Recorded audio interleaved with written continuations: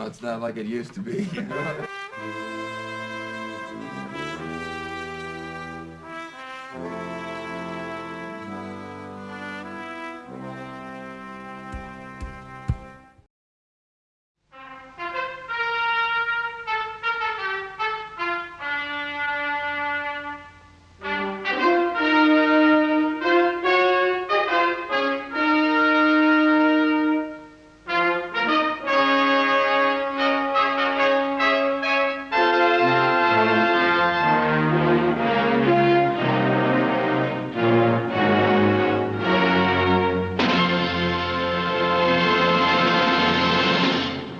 The local Maoris say the first man to set foot in New Zealand arrived here at Hokianga in Northland.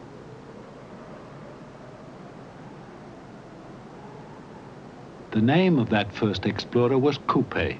He stepped ashore 1,000 years ago. 70 years later, he sailed back to his home in the Pacific, Hawaii, to report his discovery. And 400 years after that, in about 1350, a great fleet sailed from Hawaii to colonize the land Kupe had found. That, or something like it, depending on which tribe is telling the story, is the Maori legend. It's also become the accepted New Zealand tradition. But scientists are now providing overwhelming evidence to show that no matter how intriguing a story it might be, it's nothing more, in fact, than legend. Lot 131. The Maori preserved head. But it's a compelling story. For generations, it's been the version of history that New Zealanders have accepted, and so has the rest of the world. £1,000 is bid. £1,000. £1,000. Any more? Tales of noble Polynesian savages captured the imagination of 19th century Europe. Before long, a grisly export trade in curios had developed. £1,600. Any more? 1,700. At auction rooms in London, at Christie's and Sotheby's, they still fetch fancy prices.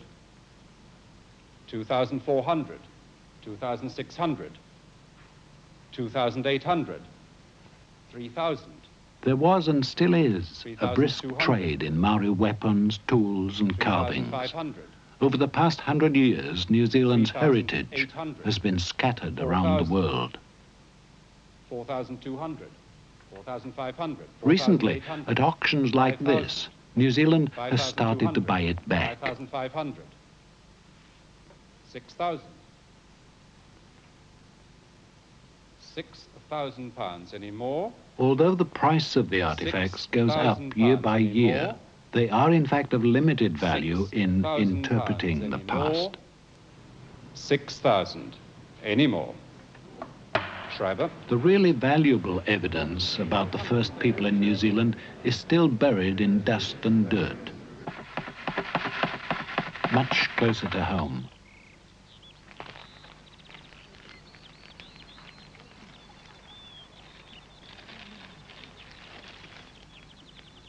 In central Otago, archaeology students sift through the traces left by a tribe of Stone Age hunters. This dig is at Hawke's-Burn. So far, it's one of the very few campsites discovered away from the coast. No, because it's under.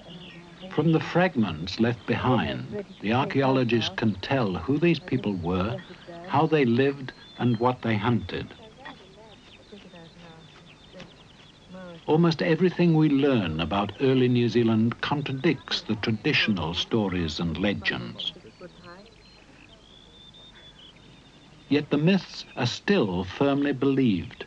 To discover why, we need to look back to the year 1840.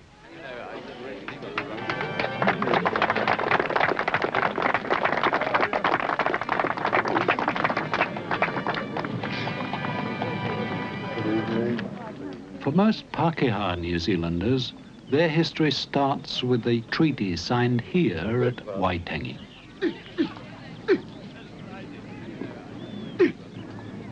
Every year, Pākehā and Maori commemorate what happened here in 1840 when the Maori chiefs put their marks on the white man's treaty.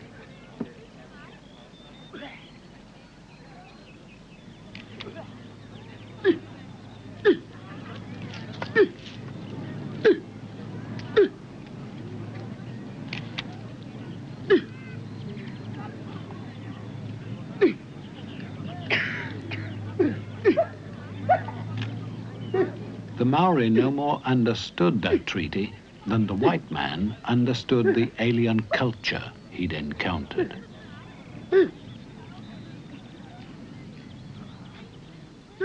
To that first ceremony in the Bay of Islands, the Europeans brought their pomp and their pieces of paper.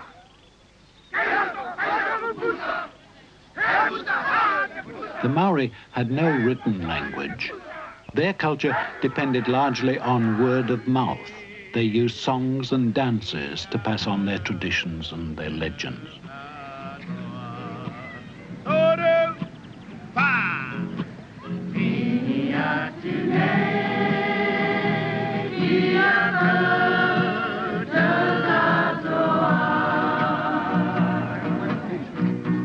The Pākehā did his best to interpret what he heard and to understand the Maori's other way of recording the past, his intricate carvings. The meeting house at Waitangi contains some of the best examples of the way the Maoris etched the story of their people in wood.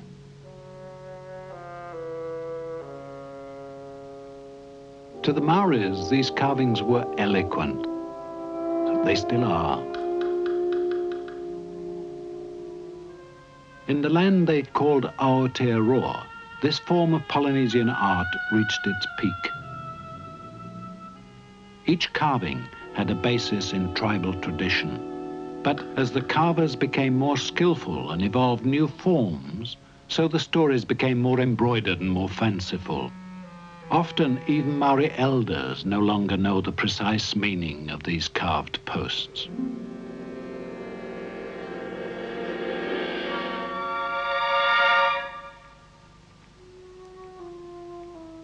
Yet in 1840, with no written records, these carvings, along with the legends and genealogies, were all the Europeans had to go on as they tried to unravel the past. Perhaps it's not surprising that they got the story wrong.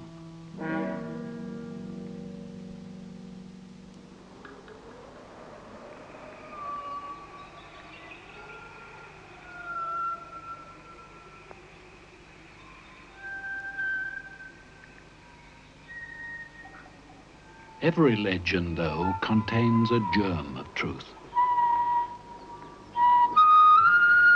One was the story of a magic mountain near East Cape called Hikurangi, the first place in the world to be struck by the light of a new day. On it, the Maoris said, was a special secret place, a cave where a giant creature lived, guarded by a pair of tuatara lizards.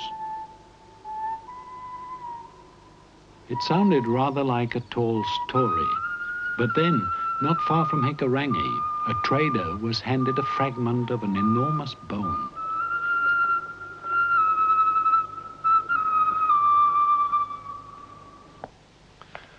The Maoris had told the trader that it was the bone of a bird of flight. And here's that very bone.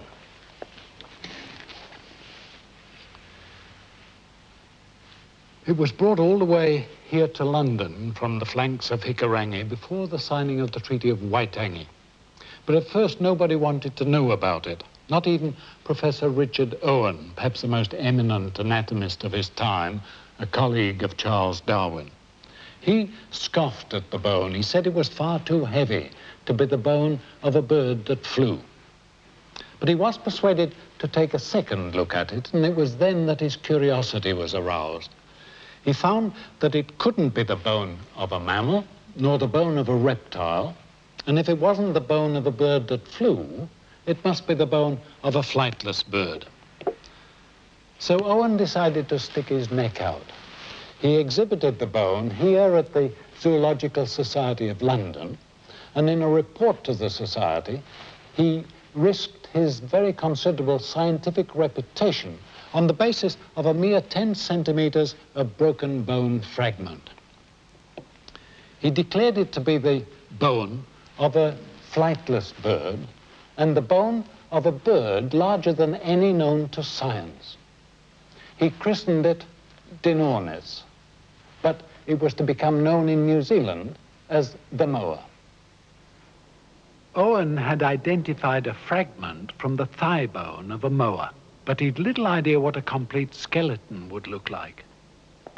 When other bones arrived from New Zealand, he put them together to show what a monster Dinornis maximus must have been. At the Natural History Museum in South Kensington, the skeleton of the giant wingless bird went on permanent display.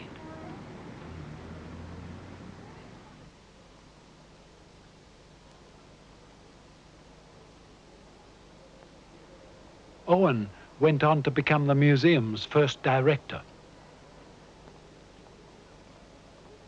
But he never forgot the excitement that followed his pronouncements about the Moa. It's no wonder that the statue they erected in his honor has him holding a complete thigh bone of a Moa, even a little larger than the real thing.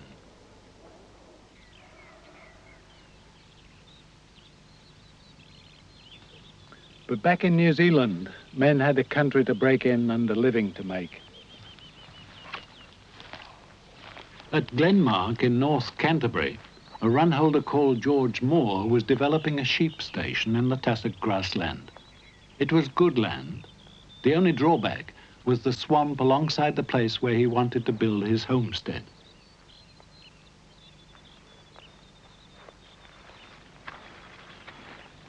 Moore realized that if he drained the swamp, it would provide the richest part of his whole property. So he set a gang of men to work digging ditches through the swamp, but it wasn't long before they were complaining bitterly. The problem was bones, big bones, bones by the thousand. There's still some bones about in this corner of the swamp that hasn't been drained yet. The workmen at the time had difficulty in places in even getting their spades into the ground, and it was obvious to Moore that he couldn't possibly have lost as many bullocks as that. He thought he'd better get in touch with somebody in Christchurch about it, so he called in the provincial geologist, Julius Haast, and Haast knew immediately what the bones were. Haast, a scientist from Germany, realized that Glenmark was the graveyard of perhaps 1,000 Moas. This was only the first of a succession of similar finds. But the most important came much later and was only 10 kilometers away from Glenmark at Pyramid Valley.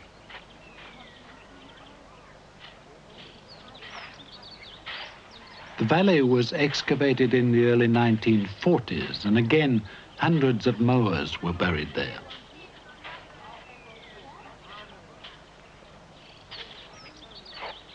But this time there was a difference. In the Pyramid Valley swamp, the Moa skeletons were intact and upright. The Moas had stumbled into the swamp and died standing up. Here, it was easy to reassemble the skeletons. But at that first discovery at Glenmark, Julius Haast had had no such luck. Here, the bones were a chaotic jumble. Haast had to work out each skeleton for himself. He fitted the bones together in the provincial council chambers in Christchurch. Museums all around the world were anxious to acquire their own skeletons of this monstrous bird.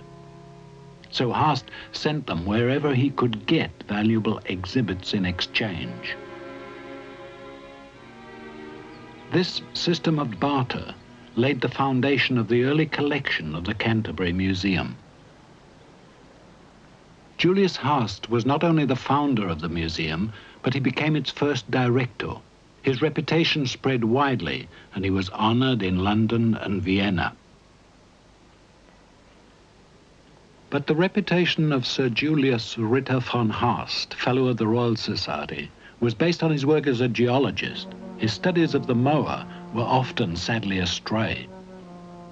Haast believed that because the Maoris knew nothing of the Moa, the skeletons at Glenmark must be tens or even hundreds of thousands of years old, and as ancient as the dinosaurs. When discoveries at river mouths in Canterbury showed that man and moa had lived at the same time, Haast still wasn't too concerned. He came up with a new theory. He argued that the people who hunted the moas must have been an ancient people, here long, long before the Maoris. But Haast found it very difficult to explain the evidence that he himself was to unearth right on his own doorstep at Redcliffs near Sumner. Since the 1850s, the road from Littleton to Christchurch has run past the entrance to a cave. In 1872, Haast began excavating the floor of the cave with a young assistant called Mackay.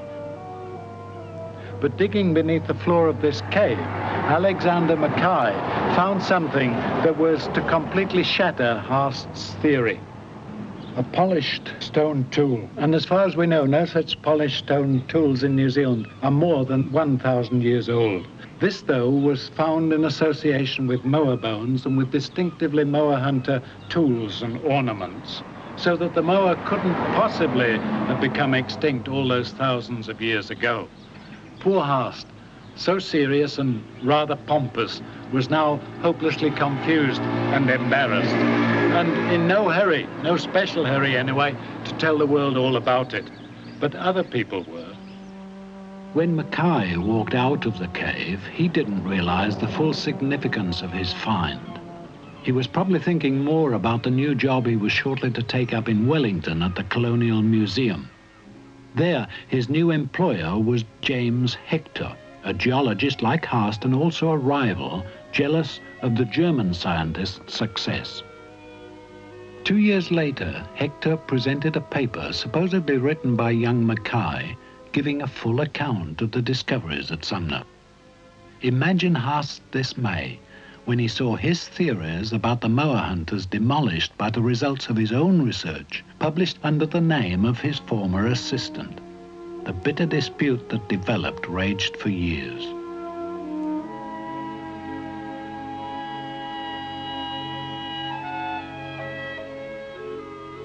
"50 years later, there was a much more important find.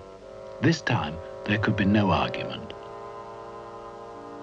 It happened on the Wairau Bar, a narrow bank of boulders that reaches 10 kilometers out into Cloudy Bay on the Marlborough coast, just across from Wellington. This time, the discovery was made by a schoolboy, Jim Isles, who lived with his parents at the very tip of the bar. Jim's father eked out an existence as a part-time fisherman, part-time farmer. During the Depression years, it was a bleak existence and a lonely one. To pass the time, Jim used to fossick for the stone tools that kept on turning up on the farm. In 1939, and I remember quite well the stir it caused at the time because I'd just arrived in New Zealand myself, Jim dug into a bank and his spade struck something that seemed hollow. He thought he'd found the empty shell of a gourd or a pumpkin such as the Maoris used to carry water in, but he hadn't. He'd found something very much more exciting than that. It was the egg of a moa, almost as big as a man's head. And over the next few years, people throughout New Zealand were to read of Jim Isles' discoveries.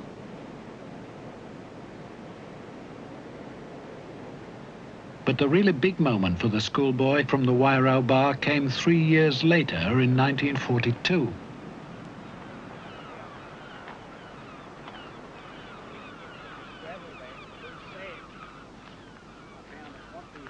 40 years on, Jim Isles still remembers every detail. There was much Maori shell in the midden, but below this eggshell there were quite a number of brown bones which proved to be human. What Jim Isles had found was the most important archaeological discovery ever made in New Zealand.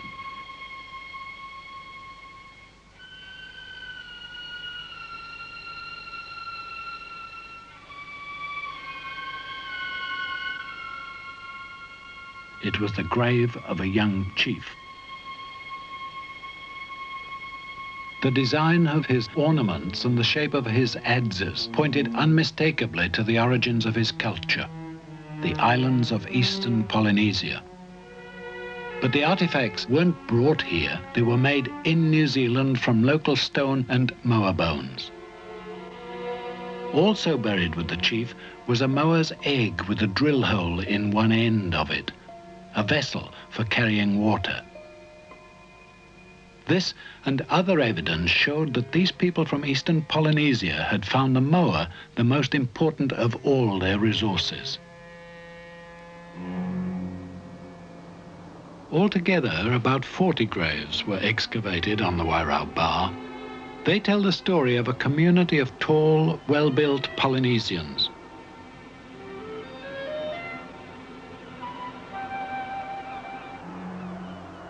The end of the Wairau Bar was the perfect spot for catching moas.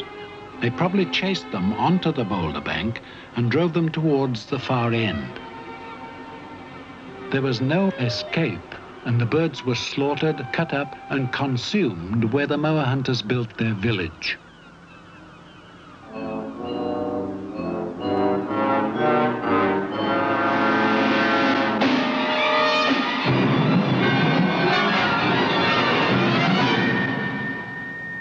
People from the eastern Pacific had not only lived in New Zealand alongside the moa, but in many places they'd come to depend on it. They used its flesh for food, its eggshells for carrying water, its skin for clothing, and its bone for making tools and ornaments, and all this very, very many years before the Great Fleet reached Aotearoa. The men who hunted the moa in New Zealand found it very different from the tropical islands they'd left behind. There were very few of them, of course, but they very skillfully adapted their eastern Polynesian culture to cope with a chillier and more hostile environment. What a change it was from the tropics. In eastern Polynesia, you can still get a pretty good idea of the life the first New Zealanders left behind.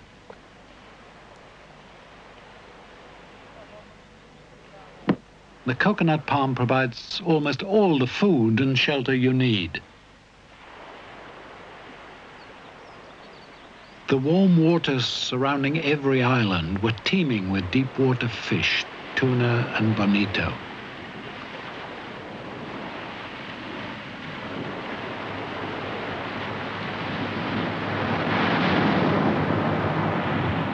Sheltered by coral reefs were the lagoons, home of schools of smaller fish.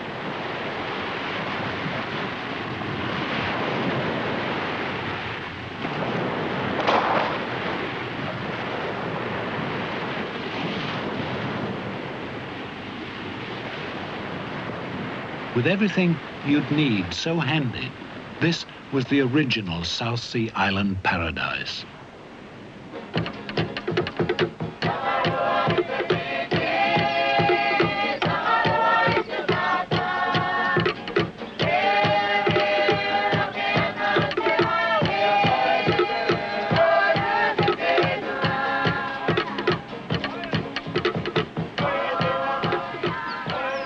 Decide to abandon this for the chilly coasts of Otago in winter.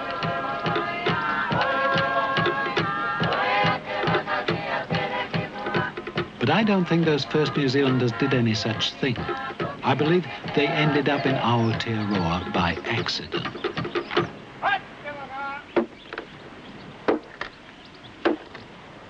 The only way of leaving their island was by canoe, in its crudest form, hardly more than a hollowed-out log.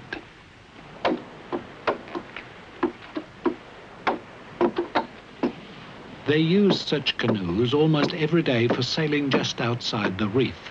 Occasionally, they'd take their bigger outriggers to visit the nearest inhabited island, usually little more than a day's paddling away. Beyond the reef, though, there was always the danger of a tropical storm blowing their canoes off course. Even such experienced navigators as the Polynesians would have had no choice but to ride before the storm at the mercy of wind and waves. After the storm, they wouldn't know where they were. Sometimes they might strike land, but more often they didn't and were lost at sea.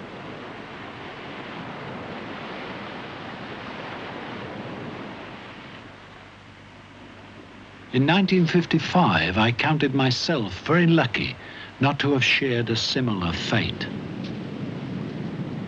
I was supposed to sail on a little inter-island trading vessel called the Joy Eater, but so many government officials were sailing that day that I was offloaded.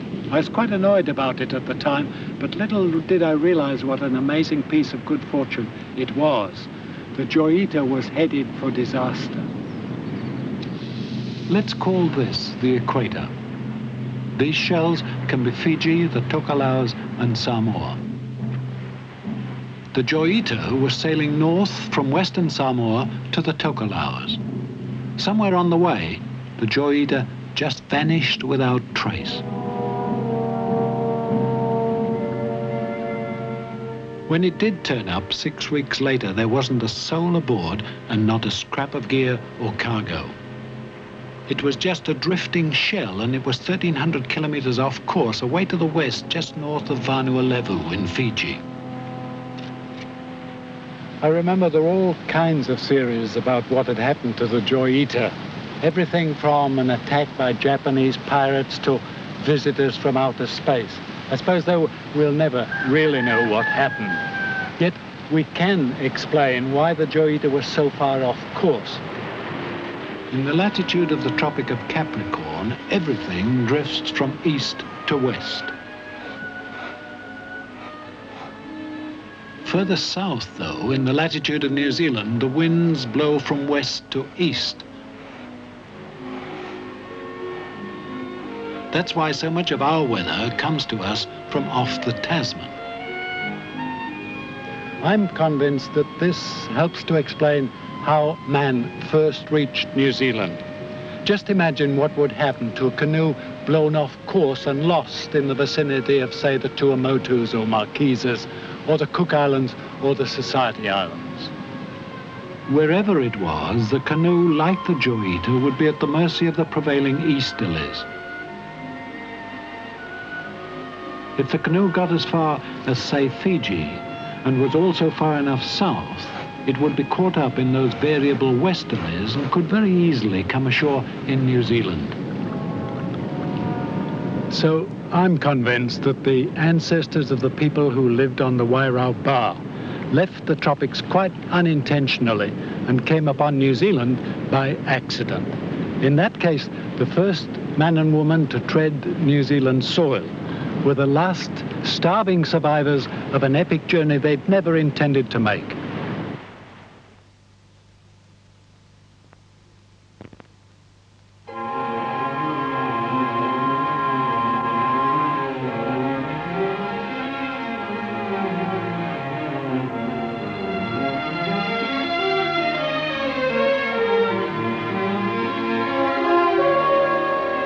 Even the legends of the Great Fleet admit they were lucky to make it.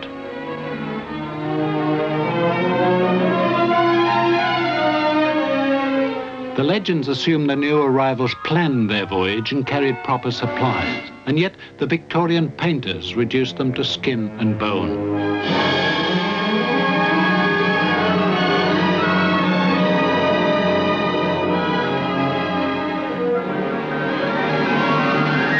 I wonder what the same artists would have made of a man and woman who arrived out of the blue in a simple outrigger canoe. But no matter how they got here or where they came ashore, they'd be weak with thirst and hunger. But they probably found their first meal before they reached high water mark, because the rocks were covered with oysters and mussels and sea eggs, and in the sand itself there were pipi and toeroa and paua and other shellfish. But perhaps the most remarkable thing of all about the new and relatively chilly land they'd reached was its endless forests and its countless birds. What a strange encounter it must have been. handful of castaways arriving exhausted in a virgin land, finding only birds and insects, mountains and forests.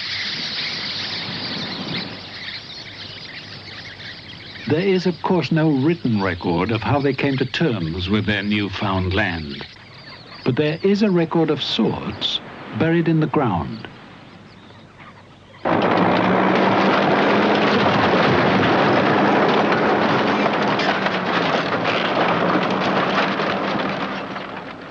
What visitor from abroad would think of going to the city rubbish dump to see how New Zealanders live today? Yet, if we care to look, this tip can tell us a great deal.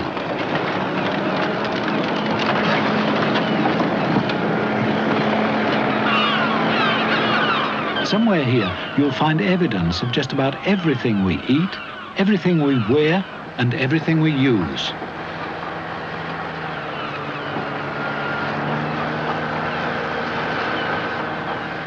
The refuse that was dumped first is at the bottom. Every day a new layer is piled on top, burying the older material deeper and deeper.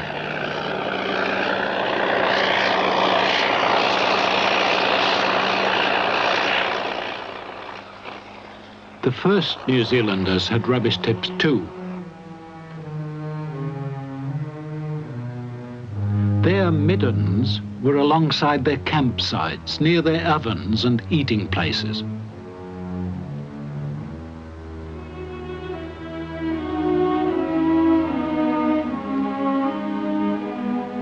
More often than not, the leftovers were the shells of pipis and cockles. The shells tell us that those first people settled near the sea that had brought them here. This midden at Punawea in the South Island is one of a string of middens along the bleak northern shore of Fovo Strait. It was far too near Antarctica to be paradise, but for a people determined to survive, there was food and shelter enough.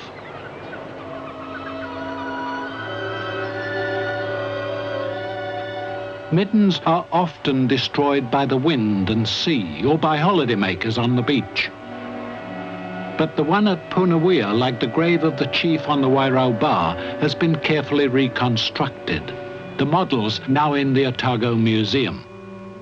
It's obvious from such rubbish tips that several species of moa were plentiful and were being eaten in the south, at least 2 centuries before the great fleets supposed to have arrived in the north. The evidence is there. The bones and the black layers of moa fat and charcoal at the bottom of the midden. By 1450, there's much less moa grease and fewer moa bones. By 1660, there's almost no trace of the moa. Now, the hunters are living on fish, shellfish, and small birds. Only a century later, the moa hunters themselves have vanished from the area. The forest has started to reclaim the campsite. This Punawea evidence was first interpreted in the 1950s when the science of carbon dating was new to New Zealand. Carbon dating is a bit of atomic age magic that I've never really understood, but it enables scientists to pinpoint the dates of events that occurred hundreds of years ago. At the Nuclear Sciences Laboratory in Wellington, scientists feed pieces of bone, shell and charcoal into the carbon dating chain.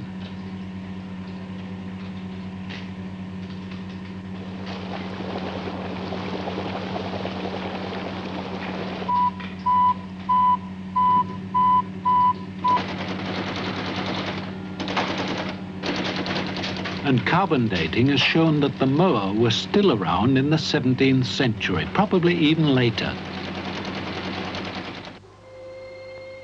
That in itself is quite staggering. But the same techniques have fixed the date of an event which I believe has had far more impact on New Zealand than the extinction of the moa.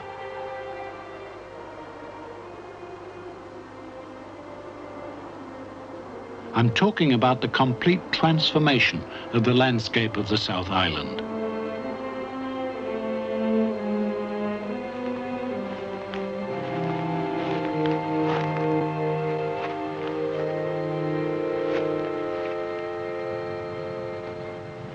when the first settlers penetrated inland as far as central Otago, they found logs like this in the tussock all over the place. And they came in handy too. The run holders split them to make fencing materials, and when the gold miners were here, they used them to light fires to boil the billy on and to keep themselves warm outside on bitterly cold and frosty nights. But though the early settlers weren't slow to find uses for these logs, what nobody realized at that time was that they contained the key to the history of this land and of its very first people. They're totara logs, remnants of vast forests that once reached all the way from here in central Otago north to Cook Strait.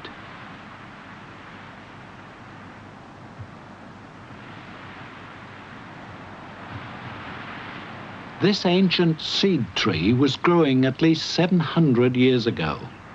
Today, totara saplings are starting to cluster around this age-old survivor. But what happened to all the other trees of the original forest? Carbon dating of the logs has given us the clue. The original totara forest here was killed by fire 600 or 700 years ago. And I believe the fires were lit by men who hunted the Moas, either by accident or by design. Though I think they deliberately used fire as a hunting device. It may all have started by accident when a fire got away on them, and they were astute enough to realize that the raging fire flushed the Moas out of the forest, and that the Moas themselves came back afterwards in larger numbers to graze the fresh grass and shrubs that sprang up. Those fires must have been fantastic, 1,000 times fiercer than any scrub fire we see today.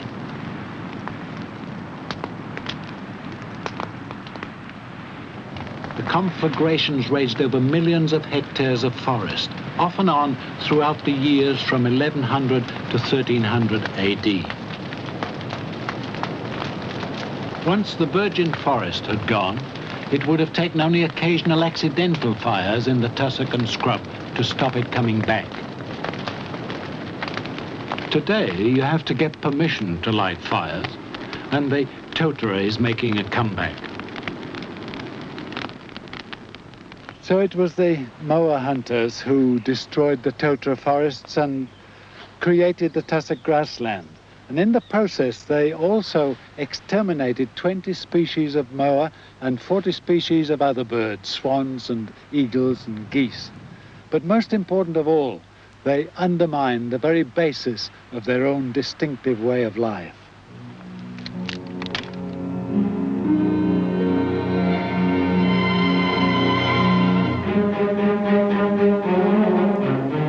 Once the forests had gone, the soil and loose rock began to go too.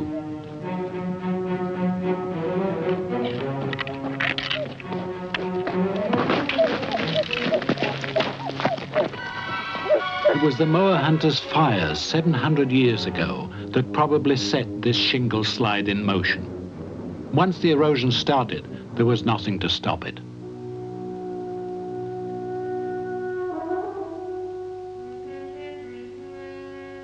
But the Moa Hunters paid the price for treating the land so harshly. And these bare slopes are their memorial.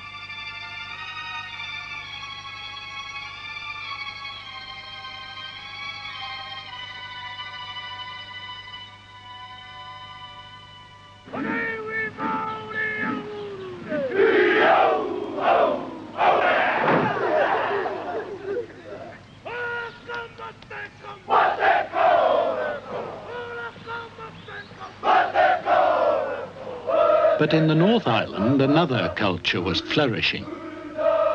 These people were more numerous, and they had time for carving and decoration, for music and song. They had time too for war, and they were cannibals. Their culture has largely survived. But what made the classical Maori culture so successful? More than anything else, it was probably the kumara.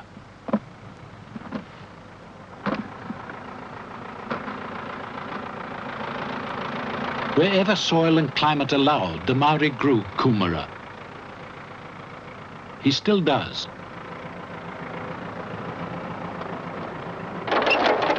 This sweet potato was Aotearoa's convenience food. The kumara made the difference between a people who had to hunt and gather food all over the place and one able to stay near the village, growing and storing crops close to hearth and home.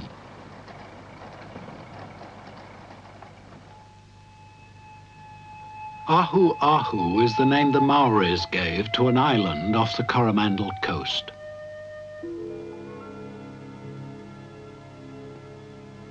Today, we call it Great Mercury Island.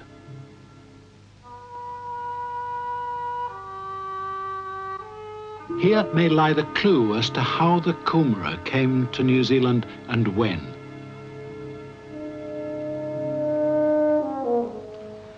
There are middens on this island that show that both Moas and men were eaten here.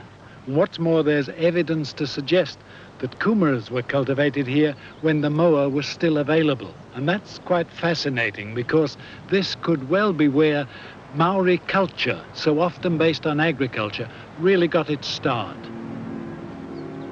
Piles of stones are arranged in straight lines all over the island. But who put them there and why? I believe the stones may well have been collected together to protect the first plantings of crops brought to New Zealand. Those early gardeners probably chose an island like this, free from frosts and surrounded by warm ocean. But the terrain is so broken and rocky that before they could plant, the Polynesians would have had to clear the boulders to one side. The result was a series of stony windbreaks and an environment in which the kumara they'd brought from the Pacific could be adapted to New Zealand conditions.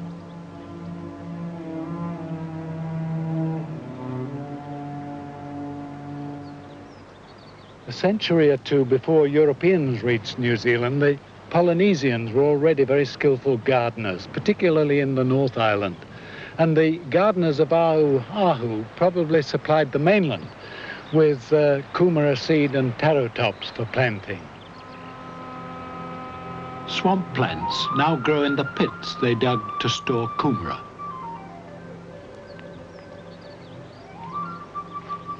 With the harvest safely stored away, there was time to spare, time to develop and enjoy the skills of combat. What a grandstand view they'd have had from here of any challenger who dared to approach.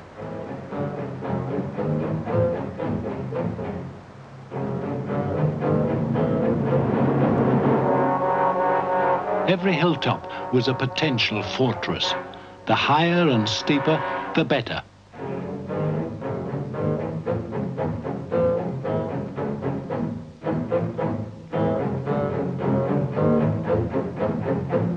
The role this island played in Maori culture can of course only be guessed at.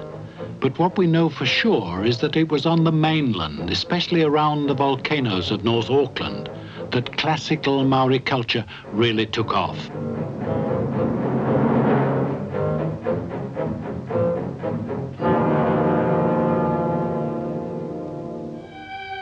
The district between Kaikohe and the Bay of Islands is dotted with volcanic cones. They were ideal sites for pa, perfect defensive sites. But the Maori went even further, carving tiers of terraces in the flanks of extinct volcanoes. They remain the Maori's most lasting landmark. War was a game that everybody played.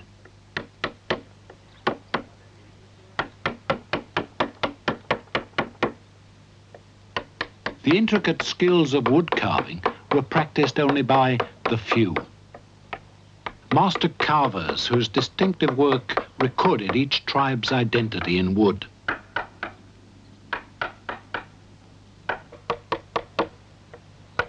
The ancient greenstone chisels, rarely seen today outside museums, still make light work of the native timbers.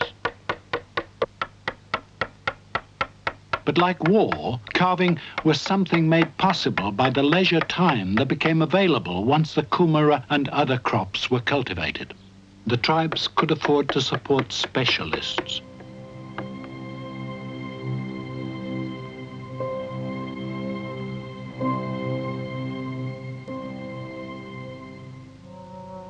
Carving, tattooing, and songs in the meeting house, all these handed on each tribe's traditions from one generation to the next.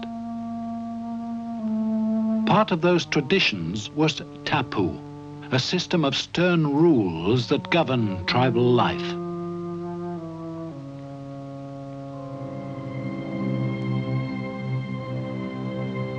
Upon those rules depended the conservation of the Maoris' most important resources: fish, forests and birds. And of course, the successful cultivation of the kumara.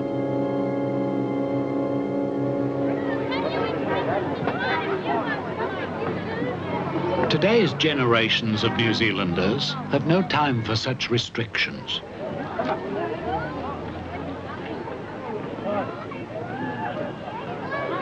Polynesians live in a European setting with their traditions a faint memory.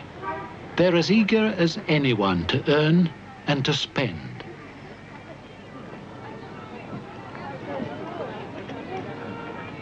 The transformation has been dramatic, but the story of Polynesian New Zealand is far from over. Air New Zealand announced the departure of Flight T3 to Auckland. They're still leaving their island homes for New Zealand.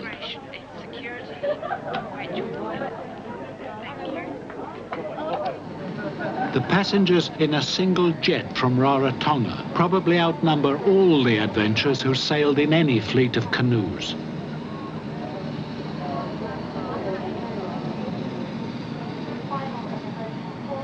Most of them head for Auckland, the largest Polynesian city in the world.